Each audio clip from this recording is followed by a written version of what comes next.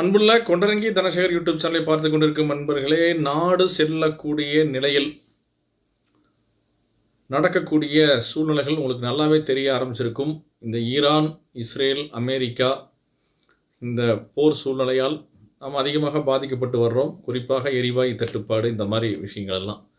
ஆனால் இதுக்கு முன்னாடியும் வீடியோக்களை கொடுத்துருக்குறேன். புதுசாக வரக்கூடிய அன்பர்கள் அந்த வீடியோவெல்லாம் பார்த்துட்டு வாங்க.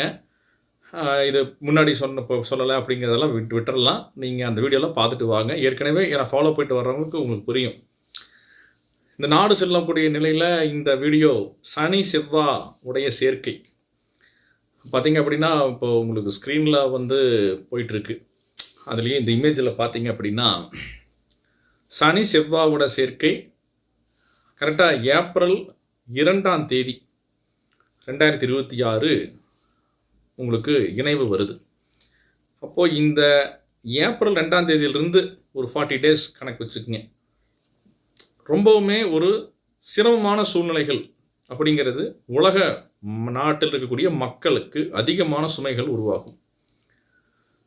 இது அங்கே சனி செவ்வாய்ங்கிறதே வெடிச்சத்தம் தான்.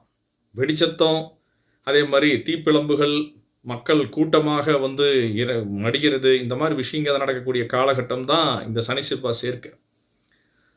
அந்த சார்ட்லேயே நீங்கள் கவனிச்சா தெரியும், குருவுக்கு 9ஆம் இடத்துல ராகு, குருவுக்கு திரிகோணத்தில் ராகு இருக்கிறத கவனிங்க. அதே டைமில் இந்த சனி செவ்வாவுடைய சேர்க்கை நடந்து இந்த செவ்வாவோட பார்வையும் உங்களுக்கு குரு மேலே விழுகிறத கவனிங்க. அப்போது இந்த கிரகங்கள் எல்லாமே ஒன்றா, குரு ராகு தொடர்பு, ராகு கேது ஆட்டோமேட்டிக்காக தொடர்பாயிடும். குரு ராகு, குரு கேத்து, அதுக்கப்புறம் இந்த சனி செவ்வாய் சேர்க்க, இந்த செவ்வாய் குருவோட தொடர்பு. இப்படி பார்த்தீங்க அப்படின்னா இந்த கிரகங்கள் எல்லாமே 3, 2 இந்த 5 கிரகங்கள் எல்லாமே ஒன்றுக்கு ஒன்று கம்யூனிகேட் ஆகிறப்போ இதெல்லாம் இப்போ நம்ம நாட்டுக்குள்ளே ஒரு கேஸ் பிரச்சனை அப்படிங்கிற அளவுக்கு போய்கிட்டு இருக்குது பார்த்தீங்களா. இது இன்னுமே தீவிரமாகுமான்னு கேட்டிங்கன்னா ஆமாம், கண்டிப்பாக ஆகும். ஏன்னா இது போர் நிறுத்த ஒப்பந்தங்களை கொண்டு வர்ற மாதிரி அப்படி இப்படி நாம் இந்த ட்ரம்ப் ஜாதகத்தை ஃபஸ்ட் எடுத்தோடனே ஜனவரி மாதம் முதல் ஜாதகமே ட்ரம்ப் ஜாதகத்தை நம்ம போட்டோம். அப்போவே நான் அந்த ஜாதகத்தை எல்லாரும் ஏன் போட்டிங்க அப்படின்னு எல்லாம் கிரிட்டிசைஸ் பண்ணாங்க. ஆனால் அதோட விட இப்போ தெரியுதுங்களா, ஏன் அந்த ஜாதகத்தை நான் எடுத்து போட்டேன் அப்படின்னு. ஏன்னா அவருக்கு போர் செய்யணுங்கிற எண்ணம் அந்த ஜாதகம் உருவாக்கிடுச்சு, அந்த ஜாதகம் உருவாக்குது. அப்போ அவர் போர் செய்யத்தான் போவார்.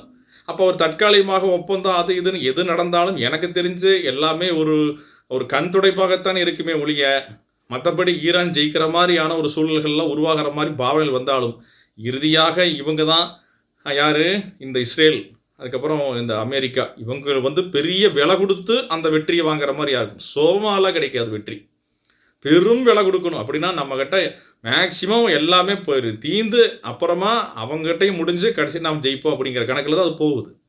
இப்போ இந்தியா அப்படிங்கிற இடத்துக்கு நம்ம நாட்டை கணக்கு எடுக்கும் பொழுது இப்போது மோடி அவர்களுடைய ஜாதகம் கொஞ்சம் வலுவாகத்தான் இருக்குது, ஒன்றும் பிரச்சனையாக இல்லை.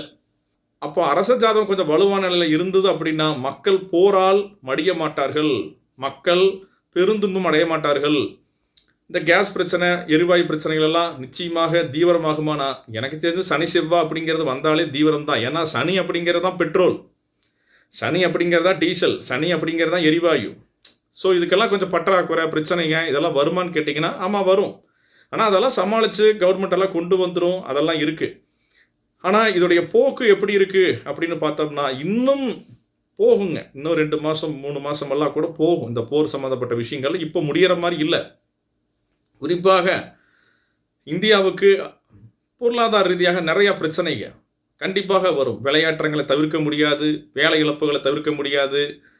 இது பொருள் தேடக்கூடிய காலகட்டம் அல்ல. சிவன்மலை ஆண்டவர் உத்தரவு வீடியோலையும் நம்ம சொல்லியிருந்தோம், இது பொருள் தேடக்கூடிய காலகட்டம் அல்ல, இது அருளை கொடுக்கக்கூடிய காலகட்டம். இந்த அருளை கொடுக்கக்கூடிய காலகட்டத்தில் போய் நம்ம பொருள் தேட முடியாது. நம்ம சர்வைவலானா போதும், நம்ம தப்பி பிழைத்தால் போதும் அப்படிங்கிற இடத்துல தான் ஒவ்வொருத்தர் வாழ்ந்துட்டு இருப்போம். தண்ணி கிடைச்சா போதும், கேஸ் கிடைச்சா போதும், பெட்ரோல் கிடைச்சா போதும், புரியுதுங்களா, அன்றாட தேவையை பூர்த்தி பண்ணாலே போதுங்கிற அளவுக்கு கொண்டு போகிறதுக்கு உண்டான கிரகநிலை. அப்போ இந்த கிரகநிலை அப்படிங்கிறது முதல் உலக போர்லையும் இதே மாதிரி கிரக சூழ்நிலைகள் தான் வந்ததுங்க. சனி செவ்வாய் தொடர்பு, அதுக்கப்புறம் அந்த செவ்வாவோட ராகு கேது இருந்தது. இது எல்லாமே பார்த்தீங்க அப்படின்னா இந்த முதல் உலக போருடைய கணக்கு, அந்த 1914 ஆரம்பித்த அந்த கணக்கு இப்போவும் அதே கணக்கில் தான் வந்து ஒரு போகுது. ஆனால் இது உலகப்போராக மாறக்கூடிய அளவுகளுக்கெல்லாம் இல்லை, அப்படிப்பட்ட ஒரு சூழல்கள் இல்லை. ஆனால் வந்து ஒரு இடத்துல அங்கேயும் நம்ம ராசிக்காரங்க இருக்கிறாங்க. இவங்க சொல்கிற ஜாக்பாட் ராசிகள், குபேர் ராசிகள், அதுக்கப்புறம் வந்து மகாலட்சுமி கூரை மேலே உட்காந்துக்கிற ராசிங்க, அவங்க கூட வந்து ஈரான் இருக்கிறாங்க, பாக்தாத்தில் இருக்கிறாங்க, ஈராக்கில் சொல்கிறேன், இஸ்ரேலில் இருப்பாங்க, டெல்லிவில் இருக்கிறாங்க, எல்லா இடத்துல இருக்கிறாங்க. கொத்து சாவாங்க. அவங்க குபேர யோகத்தால் நடக்குதா அப்படிங்கிறது உங்கள் பார்வைக்கே விட்டுறேன். எப்போவுமே வந்து ஒரு ராசி பலன் வீடியோகள் ஒர்க் அவுட் ஆகிறது இல்லை. அப்போ உலகியல் ஜோதிடத்தின் அடிப்படையில் அதீதமான பாதிப்புகளை நிச்சயமாக ஈரான் இனிமேல் சந்திக்க போகுது. என்னதான் அவங்க வந்து பிரச்சனைகளை கொடுத்தாலும் எனக்கு தெரிஞ்சு அதிகமான பாதிப்பை கண்டிப்பாக உலகில் ஜாதகம் அவருக்கு ஏற்படுத்திக்கிட்டு இருக்கு. அப்படி பார்க்கும்போது இந்தியாவில் வந்து பொருளாதார ரீதியான பிரச்சனைகளை நிச்சயமாக ஏப்ரல் கடைசியில் இருந்து மே மாதம் அதீதமான ஒரு விலை உயர்வு, அதிகமான ஒரு சுமைகள், இதெல்லாம் வரக்கூடிய ஒரு காலகட்டம் தான். அப்படி பார்க்கும் பொழுது கொஞ்சம் மக்கள் கொஞ்சம் இங்கே பொருளாதார ரீதியாக திண்டாடுறது, தொழில்துறையினர் பிரச்சனையாகிறது, இப்போ ஹோட்டல்ஸ் எல்லாம் பிரச்சனை வர்றது எல்லாமே இருக்குதா? ஆமாம் இருக்குது. இது தீவிரமாகுமானா? ஆமாம் தீவிரமாகும், அதில் மாற்றம் இல்லை. இதனால் வந்து பார்த்திங்கன்னா எல்லாமே சரியாக போயிடும் இதுக்கு மேலே அப்படிங்கிறது இல்லை. ஏன்னா இதோட பாதிப்பை நாம் ரொம்ப நெடுங்காலம்க்கு அப்புறமா தான் சரியாகவே ஒழிய உடனே அங்கே சரியாச்சுனாவே உடனே இங்கே சரியாகுமான்னு கேட்டிங்கன்னா டைம் எடுக்கும். என்னோட கணக்கில் எப்படி பார்த்தாலும் சரி, அவங்க போகிற நிப்பாட்டி எது வந்தாலும் சரி, வரக்கூடிய ஆகஸ்ட் மாதத்துக்கு மேலே தான், அதாவது ஆவணி மாதத்தில் இருந்து தான் சூரியன் ஒரு பலமாக வந்ததுக்கு அப்புறமாகத்தான் நமக்கு ஒரு நல்ல பலன்கள் அப்போ இருக்கிற மாதிரி இப்போ இருக்கிற மாதிரி அந்த தட்டுப்பாடு இந்த மாதிரி விஷயங்கள்லாம் கொஞ்சம் நீங்கி இந்த வருடம் 2026 ஆகஸ்ட் மிட்டிலிருந்து இந்த செப்டம்பர் மிட் தான் ஆவணி மாதம். இந்த ஆவணி மாதத்திலிருந்து கொஞ்சம் பெட்டராக இருக்கும். சூரியன் நல்லா வலுவாக இருக்கக்கூடிய மாதகட்டம். இந்த காலகட்டத்திலிருந்து கொஞ்சம் நமக்கு ஒரு சராசரியான சூழ்நிலைகள் மேலே மேலே சரியாக எடுத்துக்கலாம். ஆனால் அது வரைக்கும் போராட்டம் இருக்குமான நிச்சயமாக போராட்டி தான் ஆகணும். நாம் வந்து பெட்ரோலுக்கு போராடணுமா? அது இல்லைன்னு சொல்கிறாங்க. ஆனால் இருந்தாலும் வந்து சில இடங்களில் அது ஒரு வதந்தி காரணமாக தட்டுப்பாடு ஏதோ ஒரு விதத்தில் ஓடுறோமா இல்லையா? இப்போ பெட்ரோல் பங்க் அப்படிங்கிறது சனியை தேடி தான் ஓடுறோம். ஷார்ட்டேஜ் ஆகி போகுது. எரிவாயு சனி ஓடுறோம். அப்போ சனி அப்படிங்கிற கிரகம் நம்மளை பிடிச்சி இழுக்குது, வாங்க வாங்க வாங்கன்னு இழுக்குது, ஷார்ட்டேஜ் பண்ணுது. அப்போ சனியினுடைய தாக்கத்தை அதிகமாக மக்கள் உணர்கிறார்கள், புரிஞ்சுக்கணும். இதில் வந்து இந்த செவ்வாய் அப்படிங்கிறது இங்கே சேர்றப்ப என்ன ஆகுது, இந்த எனர்ஜி லாக்டவுன் அப்படி இப்படின்னு அப்படியெல்லாம் ஒன்றும் இல்லைங்க. லாக்டவுன் எல்லாம் எனக்கு வர்ற மாதிரியெல்லாம் ஜாதகம் வரல. உலகில் ஜாதகம் அந்த மாதிரி சூழ்நிலைகள் கிடையாது. இந்தியாவுக்கு கட்டுப்பாடுகள் சில விஷயங்கள் பண்ணலாம், யூசேஜுக்கு தகுந்த மாதிரி சில கட்டுப்பாடுகள் அங்கே இங்கேயும் எதாவது கொடுக்கலாம். இந்த இப்படி பண்ணுங்க அப்படி செய்யுங்கன்னு கொடுக்கலாம். மற்றபடி வந்து டோட்டலாக வந்து இதை வந்து நிப்பாட்டுற மாதிரியோ இல்லை வந்து ஊரடங்கு அமல்படுத்துகிற மாதிரியோ அப்படி வந்து உலகமே முடங்குற மாதிரி, இந்தியாவில் முடங்குற மாதிரி, கொரோனாவில் முடங்குற மாதிரியான சூழ்நிலைகள் இப்போ ஜாதகத்துக்குள்ள உலகியல் ஜாதக அடிப்படையில் இந்தியாவில் இல்லை. இந்தியா மகரத்தை அடிப்படையாக கொண்டு செயல்படக்கூடிய அமைப்பு. அப்போ எனக்கு தெரிஞ்சு லாக்டவுன் மாதிரி விஷயங்கள்லாம் அப்படிலாம் எதுவுமே இல்லைங்க. அது மத்திய அரசும் சொல்லிடுச்சு. ஒரு நடக்கலாமா அப்படின்னலாம் நீங்கள் தோணிருக்கலாம். ஆனால் ஜாதக ரீதியாக எனக்கு நான் எடுத்து பார்த்தோம்னா அப்படியெல்லாம் எனக்கு வரல. அப்படி பார்க்கும் பொழுது நடக்கக்கூடிய இந்த சூழ்நிலைகள் எல்லாமே கொஞ்சம் நமக்கு பொருளாதார ரீதியாக பாதிப்புகளையும் அதே மாதிரி அன்றாடம் இருக்கக்கூடிய தேவைகளுக்கு பிரச்சனை தரக்கூடியதாகவும் தான் இருக்குதே ஒழிய மற்றபடி இங்கே வந்து நமக்கு வந்து போர் சம்மந்தப்பட்ட பாதிப்புகள் அப்படிங்கிற மாதிரி வரல. இந்த சனி செவ்வாய் சேர்க்கை அந்த ஏப்ரல் 2ஆம் தேதியில் இருந்து, அதாவது ஆரம்பித்தாச்சு, ஏன்னா அடுத்த மாதம் தானே ஏப்ரல். இந்த ஏப்ரல் 2ஆம் தேதியில் இருந்து இந்த மே மாதம் மிட் வரைக்கும் கணக்கு வச்சுக்கிட்டிங்கன்னா சும்மா ஏதாவது இது பாய்சன்காரங்களால் பிரச்சனைங்க இல்லை சவடால் விடுறது ஒரு அப்படின்னு ஏதாவது கொடுக்கறதுக்கு வாய்ப்பு இருக்குது. அதே மாதிரி இந்த சனி செவ்வாய் சேர்க்கையால் அடுத்த 3 மாதங்களுக்குள் நிகழக்கூடிய விபத்துகள் இதெல்லாம் பற்றி வீடியோ போட்டிருக்கிறேன். என்னோடய சேனலில் போய் பாருங்கள். அதை பற்றி இங்கேயும் எந்தெந்த இடங்களில் என்ன மாதிரி பிரச்சனைகள் நடக்கும் அப்படிங்கிறதையும் போட்டிருக்கிறேன். அந்த வீடியோ பாருங்கள். கேஸு, பெட்ரோல், டீசல், இயற்கை எரிவாயு இந்த மாதிரி எல்லா கேட்டகரியும் கணக்கு தான். அப்போ இப்போ இருக்கிற கணக்கு பெட்ரோல் டீசலாக இருக்கட்டும், இதெல்லாம் ஷார்ட்டேஜுகளுக்கு அப்பப்போ வருமானம் இருக்குது. அது பிரச்சனைகளை வந்து சந்திக்கிற மாதிரியெல்லாம் எனக்கு தெரிஞ்சு ஏப்ரலுக்கு மேலே, ஏப்ரல் கடைசியில் இருந்தால் ஒர்க் அவுட் ஆகும். மே மாதம் கொஞ்சம் சிரமங்கள் வரும். ஸ்கூலுக்கு இதெல்லாம் வந்து கூட கொஞ்சம் ஏதாவது இது கொஞ்சம் மிட்டுக்கு மேலே, இப்போ ஜூன் மிட்டுக்கு மேலே போகலாம் அப்படிங்கிற மாதிரி கூட போகலாம்.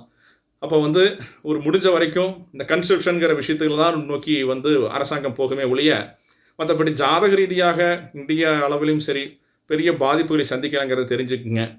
அதனால் வந்து எரிவாயு சிக்கனம் ரொம்ப முக்கியம் இந்த காலகட்டத்தில். இந்த விஷயந்தான் இருக்குதே ஒழிய இந்த சனி செவ்வாய் சேர்க்கை அப்படிங்கிறது பெரும் போரை வந்து கொத்து கொத்தாக குண்டுகளை வீசி மக்கள் மாள்றது, பெரிய அளவுக்கு நஷ்டங்கள் ஏற்படுறது, இதுவரைக்கும் பார்க்காத ஒரு பெரிய கொடூரமான ஒரு மக்கள் கூட்டத்தை மேலே குண்டு போடுறது, அந்த குழந்தைங்க மேலே போட்டாங்க பார்த்தீங்களா, அந்த மாதிரி பெரிய விஷயம். இனிமேலாம் இதெல்லாம் நடக்கிறதுக்கு வாய்ப்புகள் இருக்கான்னு கேட்டிங்கன்னா நிச்சயமாக நீங்கள் அதெல்லாம் நியூஸஸ் எல்லாம் வரும். கூட்டமாக மடியக்கூடிய சூழல்கள். சனி செவ்வாய் அப்படிங்கிறதே சோல்ஜர்ஸே பெரிய அளவுக்கு லாஸ் ஆகிறது அப்படின்னு எடுத்துக்கலாம். இதெல்லாம் வந்து அந்த நாட்டில் நடக்கும்.